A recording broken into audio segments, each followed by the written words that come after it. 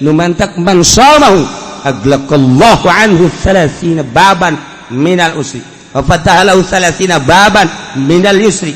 Saja lemah nu puasa dina poean katujuh Allah bakal ngonci 30 lawang kesulitan, bakal mukakeun 30 lawang kagampangan.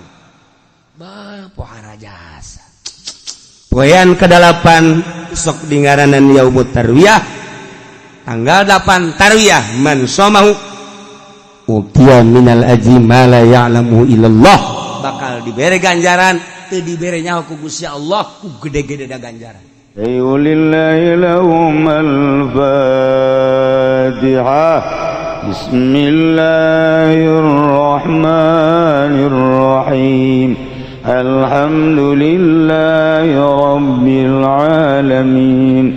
Ar-Rahmanir-Rahim. Maliki yaumiddin. Qarrabal 'abdu qurbanahu. Tiap jelema anu ngalaksanakeun kurban, Allah mah teu hayang dagingna, Allah mah teu neuleuh getihna, tapi Allah mah neuleuh teh takwana. La yanalallahu luhumuha wala dimauha walakin yanaluhu taqwa. Los dagingna mah jang sia dahar ku sararia, tapi aing mah nilai nu ku aing katarima takwana eta jelema. Fa awwalu qatratin qatarat minal qurban takunu kafaratan likulli dzambin amilahul abdu. Setiap tetesan getih nu nyeclek ka taneuh nu dipencit ku hiji jelema maksudna korban eta teh ngajadikeun pangampura dosa. Setiap tetes tlak tlak tlak tlak mangkaning sabaraha gelaseut getihna. Ieu getih sacek-celek bae geus suara jasa. Ieu lah poe lebaran. Mulia jasa. Teu bisa urang kuari mah masjid korban kuari teu bisa. Di luar bulan haji urang mencit korban teu bisa. Eta mah ngan sakadar poe eta bae poe lebaran jeung tasrek 3 poe. Lamun jelema boga duit kemudian henteu mencit korban, rugi jasa. Rugi jasa. Lantaran keur ditongton ku malaikat. Kararieu malaikat coba tuh si haji itu, tuh si haji itu. Boga sebenarnya namanya duit. Pan bangunan nyokotan daging bae. Ulah neuleukeun tunjuk aing atuh. Biasa bae. Aduh. Sabarudak teh ditongton ku malaikat. Malaikat tonton kieu ya oh mana coba si itu coba ci pan si itu mah duit loba ge teh coba si itu cet tuh malaikat itu tuh di itu masjid laporan ya Allah itu mah tuh Pak anu mah di anu masjid cak Allah guys bukakeun lawang sorga dibuka lantaran geus dihampura dosa. Masya Allah. Pokokna mah geus siapkeun kuari duit jeung celengan. Jang meuli kebo. Sapoe 1 juta urang jeung celengan. Duitnya di mana? Geus amun sapoe 1 juta teu bisa, sapoe 500.000. Jeung celengan berarti amun kuari datang ka lebaran 14 poe. Nah, jadi berarti lamun 500.000 seperti itu. Berak. Kabeli kitu embe Garut. Bude teh. Wah, cenah kieu duit teh boga tuh sakitu mah. Geus bae tuh sapoe 100.000. 100.000 berarti kuari data ka lebaran sabaraha? 1 juta. Nah, kabeli embe cisoka. Embe kacang nu leutik.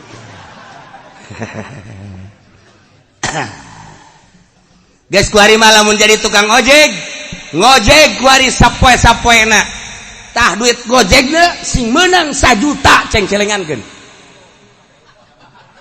cek tukang ojek di mana horeng kiai boro-boro meunang 1 juta kadang-kadang babaturan mah nuhunnya sial da babaturan emang ge ai babaturan mah numpang nuhunnya kurang kita tukang ojek dah atuh biasa tapi lamun aya jahe mah set dek mayar nggak usah ikhlas saya mah udah jadi langganan aja dah saya mah ridho sial tuh tukang ojek Masya Allah geus mah deui teu puguh karuh logak non direm gut karasa yang nyenud gak dia atau kak ojek tuh bareres 2 3 4 yaumul fitri poe lebaran fitri eta teh lain sembarangan poe lantaran diawali ku puasa setelah selesai puasa sebulan nyana seakan-akan dek nyokot gaji berangkat timah masing-masing ke masjid untuk mengambil gaji cek Gusti Allah syahidukum ini qad ghafartulah kaing dihampura opat hiji poe Jumat ngeunggus kolot manggeus bae geus poe Jumat ulah ka mana geus kolot bang geus bae poe Jumat ulah ka mana ulah ka masjid-masjid di imah bae teu beres teh kolot poe Jumat yaum arfah lebaran haji jeung lebaran fitri poe nu opat eta mah lain sambarang geus disunahkeun di jero bulan haji teh urang puasa sunnah puasana puasa arfah bae Masya Allah pohara ya arfah lain lalagan puasa arfah teh eta puasa nu ganjarana pohara jasa antara aya hiji carita budak ngora eta budak ngora neulan bulan bae begitu tanggal hiji bulan haji langsung nyana puasa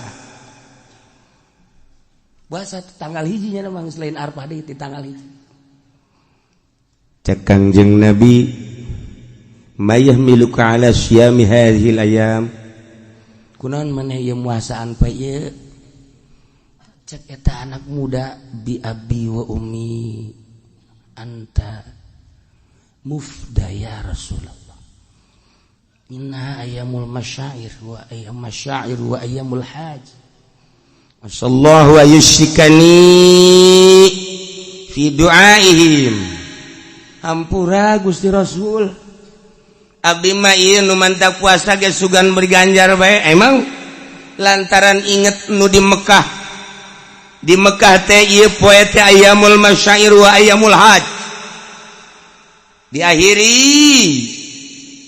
ku arfah tanggal hiji geus siap-siap di Mekah teh menunggu diberangkatkeun ka arfah geus sarariap nungguan diberangkatkeun tanggal 8 langsung diberangkatkeun tanggal 9 wukuf Masya Allah abdi mah Gusti Rasul henteu ka Mekah tetapi jelema di Mekah teh kapan ngadaroa sedangkan doana anu di Mekah nu di Arfah teh di tanggal 8 tanggal 9 moal datang ka misle kabeh diijabah ku Gusti Allah ku agungna poe Arfah jelema ngadoa diijabah abdi mah pan teu ka ditu geus abdi puasa sugan bae abdi dihijikeun doa-doa nu di Arfah engke bisa nyedot ka puasa abdi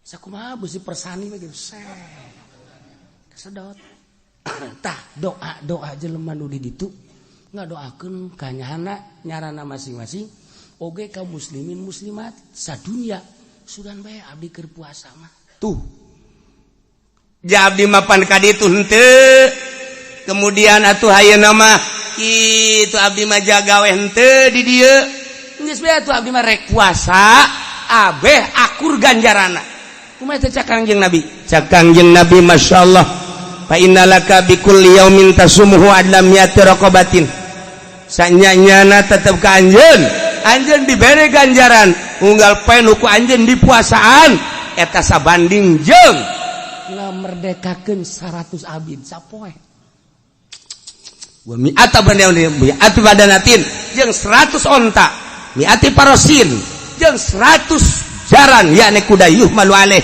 fisabilillah anu dipake perang di jalan Allah kabita jasa ganjaranana atuh maneh mah dibere ganjaran sarua jeung ngamerdekakeun 100 abid sarua jeung boga onta 100 boga kuda 100 diberangkatkeun jang perang fisabilillah tambah ganjaran hiji ge pohara jasa sabilillah mah syahid atuh komo ieu 100 tah nu bantak lamun jelema geus dibejaan ganjarana model kitu haju teu daek puasa goblok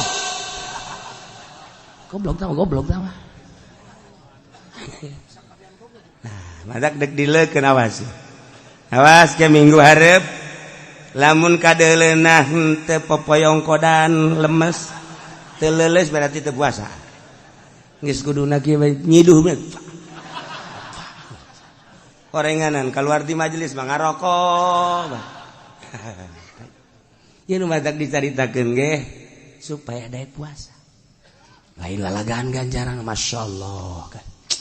Mudah-mudahan urang gabehan dibere sehat, dibere jag-jag, dibere kuat ngalaksanakeun puasa. Poean kahiji tanggal hiji Perbo iya lamun urang puasa ghafarallahu fihi lantaran poe eta teh Allah ngahampura ka Kangjeng Nabi Adam alaihi salam. Kangjeng Nabi Adam diturunkeun ti sorga kemudian ka India negara India langsung sujud dihampura ku Gusti Allah tanggal hiji haji.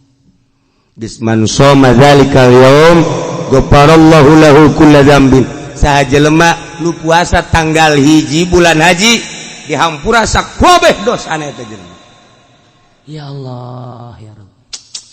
Poean kadua istajaballahu du'a Yunus alaihi salam Kangjeng Nabi Yunus kabur ti nagara kitu Yordan tidinya Kangjeng Nabi Yunus berangkat naik kapal lantaran henteu izin heula ka Allah di negara Ninawa Kangjeng Nabi Yunus disiksa ku Allah dengan cara diragagkeun ka laut tapi lauk nun geus dititah ku Gusti lauk tambah aing ngaran Yunus poe ieu deuk dibalangkeun caplok kusia awas kusia lecet siksa sia poe wah cek Kangjeng Nabi cek lauk nun waduh aing beti lokos kieu sebenarnya mah ieu mah bahaya jasa cek kana geus kieu bae begitu dibalangkeun geus langsung salat rek ka jero laut cek Kangjeng Nabi Yunus jaim mah jero laut ieu hatena ieu ansang na ye ansang tak insang les ya sok jasa abang jualan lauk teh ya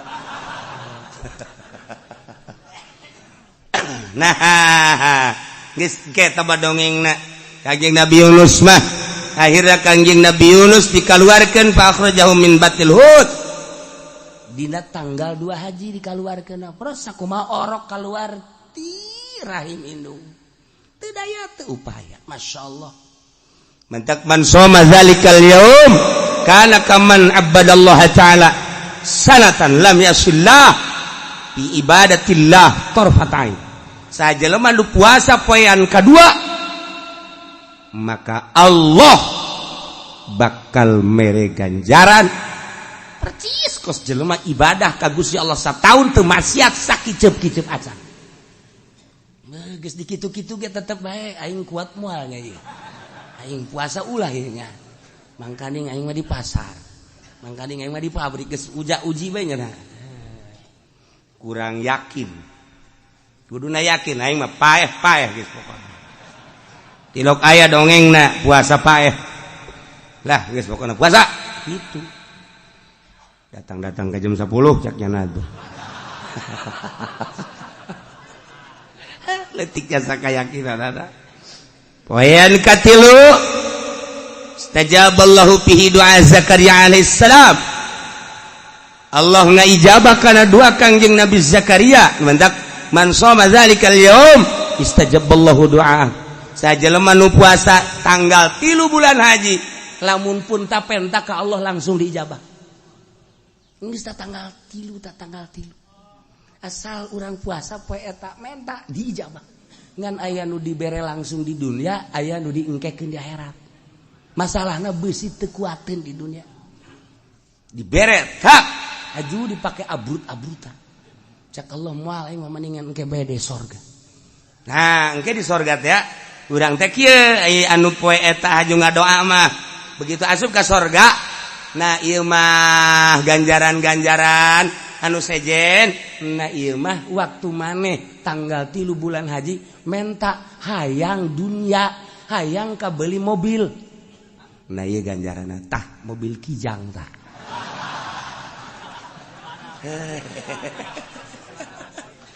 protes jana ya Allah ya Rob atuh kijang ge baheula keur di dunia nya di sorga aya kijang tinggalin ku batul ojol Gusti ojol jeung naon ya jeung Lexus we atuh pan baheula mentana kijang maneh henteu emang Gusti emang kajen kumaha Lexus bae Lexus ku murahna Gusti Allah dibere ulah Lexusnya tah kapal bae eta murah Gusti Allah dikitu-kitu ge tetep kuat moal aingnya ieu poe ayeuna maksud dibere bebejak ieu ge ieu ai santri mah geus nyaho kula ge santri kiai atuh yakin geus nyaho ieu mah jang anu bangsa pedagang budak sakola nu teu nyaranaok nu tilok maca kitab lah aya kiai mah geus ge poho deui ieu mah mepelingan ieu mah poean kaopat al yaumul ladzi wulida fihi Isa alaihi salam kangjeng Nabi Isa dilahirkeun tanggal 4 bulan Zulhijjah geus atuh man shoma dzalikal yaum sajelema nu puasa dina poe eta yakni tanggal 4 nafallahu anul basa wal faqra bakal dileungitkeun ka riweuh jeung kapakiran tanggal 4 masyaallah poean kalimat yaumul ladzi wulida fi Musa alaihi salam di mana kangjeng Nabi Musa baheula dilahirkeun na tanggal 5 Zulhijjah geus man shoma dzalikal yaum bari aminan nifaq amin azabil gobri sajalema nu puasa dina tanggal 5 bulan haji bakal bebas tina panyakit nifaq jeung tina siksa kubur ieu penting ieu pilihan bae atuh urang tah tanggal hiji tanggal 2 iya aing mah tanggal 5 bae geus lah resep jasa aing mah ieu enggeus tanggal hiji teu puasa tanggal 2 tanggal 5 mun ditanya apa sih tanggal 5 doang aing resep tah ganjaranna tah eta doang tah aing mah teh di sisa kubur selesai aing mah geus aduh budaknya gagah aing prak dipilihan puasana aduh macem-macem bae poean kagenep al yaumul ladzi fatahallahu linabihi fil khair Allah mukakeun ka Gusti Allah ka nabina dina eta tanggal genep dibukakeun kana kahadean kemenangan geus man shoma sajelema nu muasaan tanggal genep haji yanzurullah ilaihi berrahmah fala yu'adzabu ba'dahu abadan Allah bakal mencerongkeun dengan penuh ka deudeuh jeung ka nyaah kulantaran Allah neuleukeun deudeuh jeung nyaah atuh moal disiksa salilana terus bae masyaallah ngadengekeun mah pohara puasa moal aduh Gusti Allah ganjaranna gede jasa ieu aduh ya Allah ya Rabbi aduh lah cenah kieu tahun kamari geus puasa ieu cenah kuali manggeus nyaho kuali mah eta ganjarana tahun kabari geus tahun ieu memualah ji beuki dibere beja mundur sama yaumus sabi al yaumul ladzi yughlaqu fihi abwabu jahannam wa la tuftahu hatta tamdi ayyamul ashr. Poean katujuh mah poean di mana poe eta teh ditutup lawang jahannam teu dibukakeun deui datang ka ayyamul ashr tanggal 10.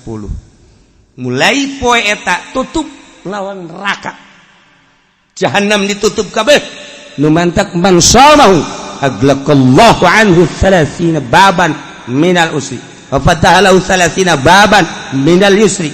Saja lemah nu puasa dina poean katujuh Allah bakal ngonci 30 lawang kesulitan bakal mukakeun 30 lawang kagampangan. Bah pohara jasa poean ke-8 sok dingaranan yaumut tarwiyah tanggal 8 tarwiyah man somahu utiya minal ajri ma la ya'lamu illallah bakal dibere ganjaran teu dibere nyaho ku Gusti Allah ku gede-gede da ganjaran. Nu penting maneh puasa tarwiyah tanggal 1 tanggal 2 tanggal 3 tanggal 7 sakitu gedena 8 mah tarwiyah ulah hayang nyaho sia ku buade gedena. Masyaallah. Model dibabagi we anak tah jang sia tah jang sia nah anu bungsu mah tiok dibere nyaho tenang sia batu make kiceup sagala tah kolot make kiceup hiji tah kadua tah bulu de jasa tah gol de tah cek nu bungsu teh aya abdi geus tenang maksudna naon imah jang sia kedokan jang sia tuh kabeh mobil di jalan jang sia kabeh sokon mah jang sia kabeh nah eta nu bungsu mah teu dibere nyaho nu kahiji kadua katilu kaopat dibere tapi nu bungsu cukup ku kicep asal geus kitu mah geus mantep jasa. Urang bae ku babaturan teh babaturan keur ngababagi tah noel ayo gampang ya mah pareng poho ka dituna atuh poho ge model si eta Gusti Allah mah boh tuh moal poho nge dijamin ya Allah. Nah poean ke-8 ialah ngaranna yaum arfah. Poean arfah man somahu sajelema nu puasa dina poean arfah bayangkeun coba kana kafaratan lisanatin madiyah wa sanatin mustaqbal eta puasa bakal ngaparatan sataun ka tukang dihampura dosa sataun ka hareup dihampura dosa tama sataun ka tukang ka hareup apa nu haparatan katukang sataun kahareup sataun geus anu kamari segala noel si emba segala ngabonceng si jahe eta ku puasa ye beak kabeh geus